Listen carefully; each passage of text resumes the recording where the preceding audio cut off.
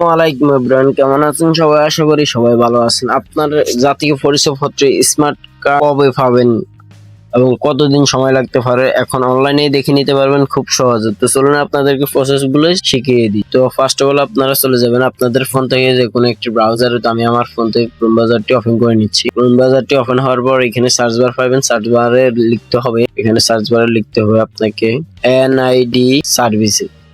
NID service লেখার পর এখানে দেখবেন বাংলাদেশ ইলেকশন কমিশন আছে, এখানে একটা ক্লিক করবেন। এখানে ক্লিক করার পর আমি যদি একটু জুম করি তো দেখুন এখানে এখানে দেখুন স্মার্ট কার্ড স্ট্যাটাস, এখানে একটা ক্লিক করবেন। স্মার্ট কার্ড স্ট্যাটাসে ক্লিক করার পর এখন আপনার যে এনআইডি নাম্বার আছে, জন্মদিন, এগুলো দিয়ে দিবেন। তো আমি আমারগুলো দিয়ে দিচ্ছি। এখানে আপনার সবগুলো ইনফরমেশন দেওয়ার পরে এখান থেকে এই যে ছোট্ট একটা ক্যাপচার আছে, এই ক্যাপচারটি আপনারা পূরণ করে দিবেন। তারপর এখানে সাবমিটে ক্লিক করবেন।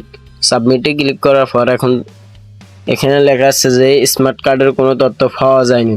তো স্মার্ট কার্ডের তথ্য পাওয়া যায়নি এই কারণে, কারণ আপনার স্মার্ট কার্ডটি এখনো বাংলাদেশ নির্বাচন কমিশন অফিসে এখনো এটি হয়নি। তো এটি কখন হবে এটা একমাত্র শুধু নির্বাচন কমিশন অফিসের লোকেরাই জানে। আর যদি স্মার্ট কার্ডটি হয়ে যায় তাহলে আপনার যে নিকটস্থ আপনার যে উপজেলা আছে ওই উপজেলাতে আপনি যে আপনার কার্ডটি নিয়ে আসতে পারবেন, আপনাকে তারা মেসেজের ভিতরে বলে দিবে। তো আজকের ভিডিওটি এ পর্যন্ত।